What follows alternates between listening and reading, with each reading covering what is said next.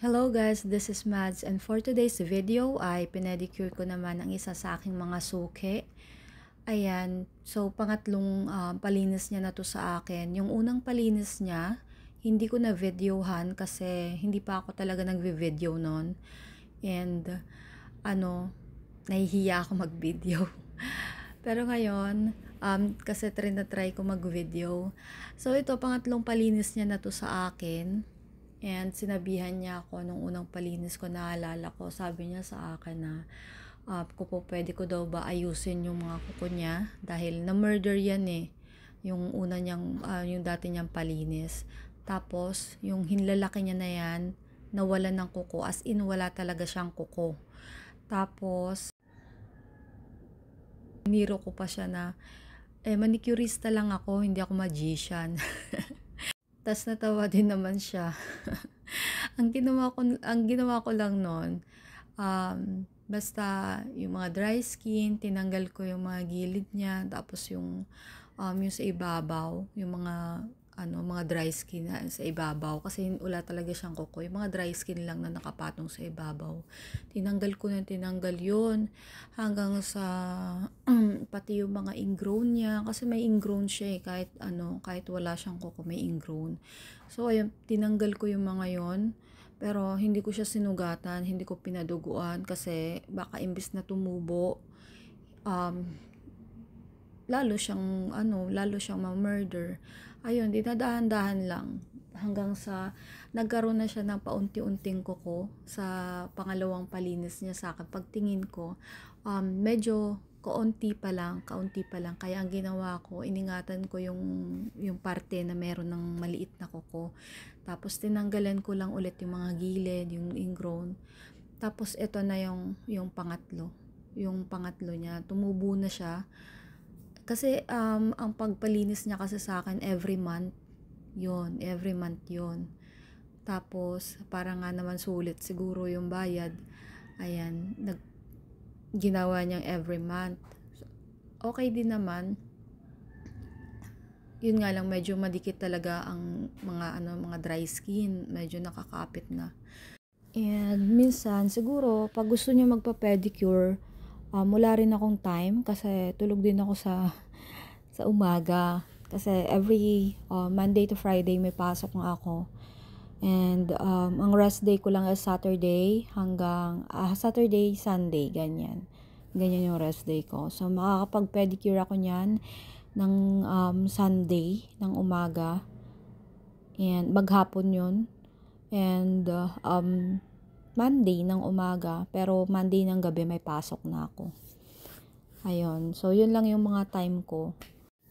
And ayun, nakakatuwa kasi marunong ako nito, marunong ako mag-pedicure. Kahit pa paano, meron akong sideline.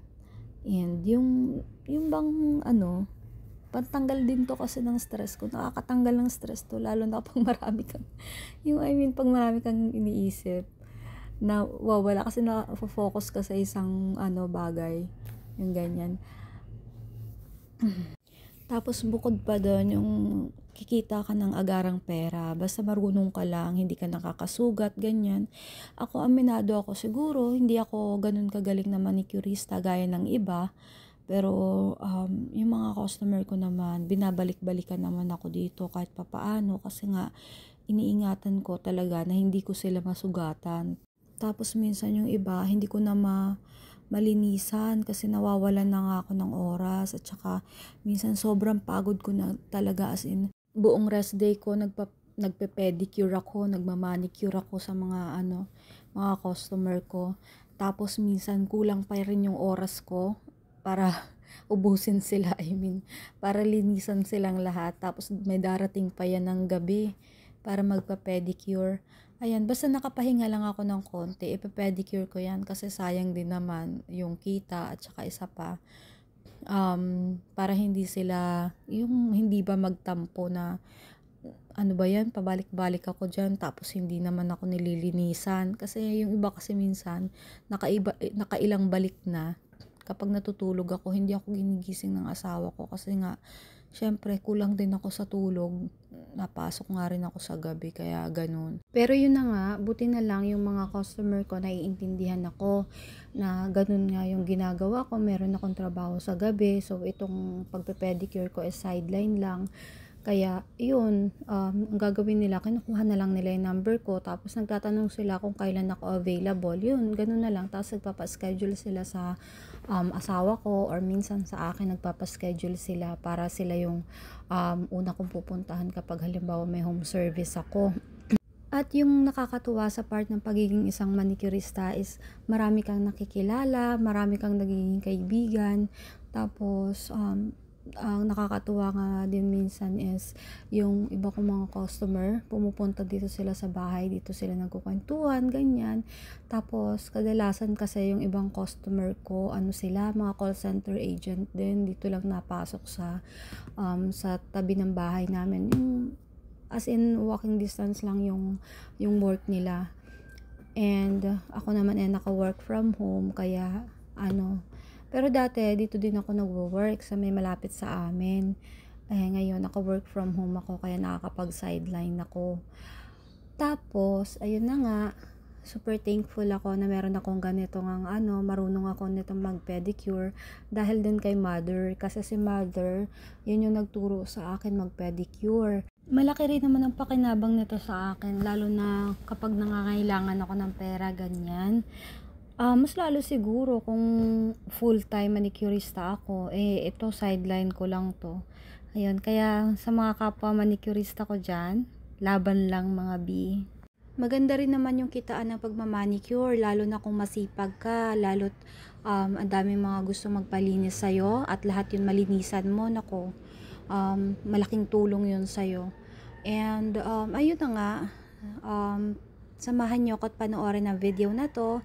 And please paiwan naman ako ng like. And kung meron naman kayong mga komento, paiwan din ako dyan sa comment section ko sa baba.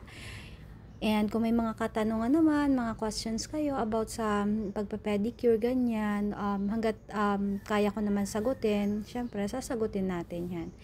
Ayun lamang po. So, enjoy watching guys, okay?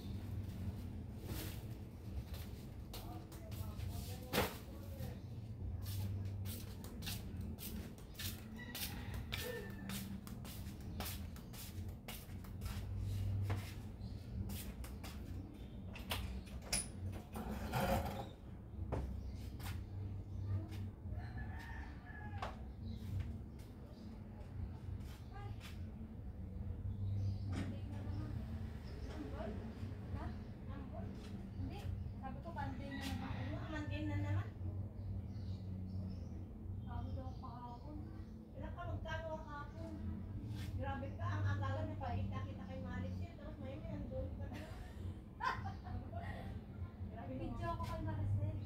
Ka-upload ko yung mga. 700 ano na ako, Tin? Ha? Okay. Ha? Sabi ka naman. 45 pala. 45 pala. Hindi ako nag-active pa. Hindi ako nag-gawa ng ito yung may email. Oo, hindi ba kasi pag mag-subscribe, kailangan yung email mo? Hindi, diretso sa YouTube. So, diretso sa YouTube. Hindi naman kailangan. Oo.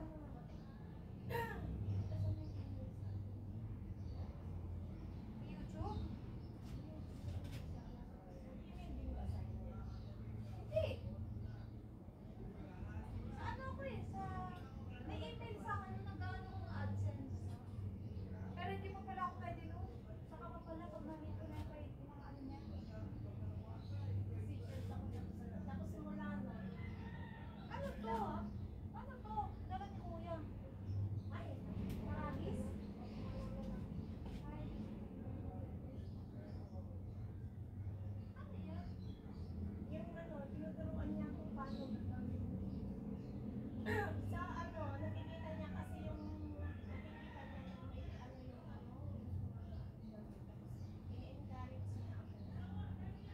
Pero binigay niya yung patakaran. Maganda sa short. Kaya lang, kaya hindi niya kailangan. Ano po po, ano yun, 3 minutes lang.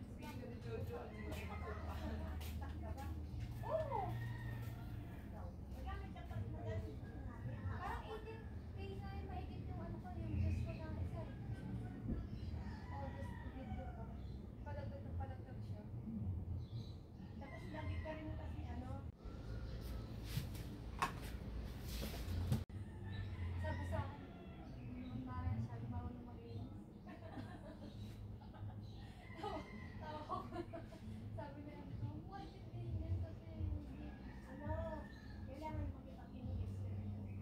Yun, manood ka din sa ibang ano, parang yung ano ko na. Oo nga. Hindi ka mag-YouTube. Oo nga, kaya pala, algorithm. Kasi hindi rin ako nanonood eh. Oo nga, panoorin ko nga. Mag-upload lang muna ako ngayon sa Kahit ano, mga 3 seconds to mga ilang seconds lang. Para yung algorithm. Pero ang dapat nga panoorin ko yung mga related sa akin, di ba? Yes. Para pag naghanap sila. Pero minsan ate, nagbibideo ako ng rest day ko, kaya nagluto ako ng ganyan, wala mo na akong pedicure, ganyan. Pwede yun, no? Pwede naman. Oo. Kahit anong Kaya lang si TikTok daw, magsasara daw kasi sa US, di ba? US is Sunday. Kaya magbalikan na rin sa Instagram. Pero hindi ko lang alam kung ang patakaran ng Instagram, bawal kasi ang network politics. Kasi under Meta pa rin. hindi ko gaya sa YouTube. Sa YouTube ko lang ganun, pati si Meta ayaw niya ng politics. Pero marami kong nakikita. May content objects na. The reason why they are kasi may content objects na rin may video. Ano siya? Liligpit ako, te. Pumunta ka sa baba? Hindi pa. Kami na rin bakla. Kaya magdala niya ako. Ano mo sabi mo? Close.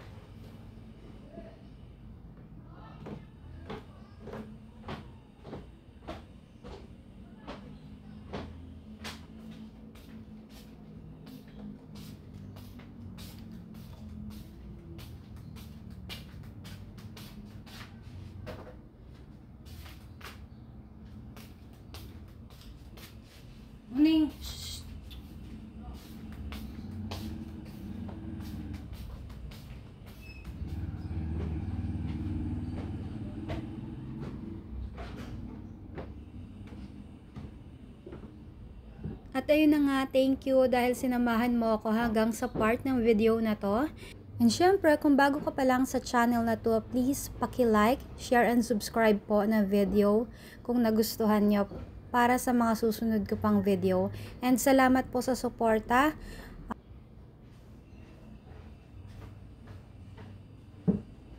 And yun lamang po. Thank you for watching, guys. Bye!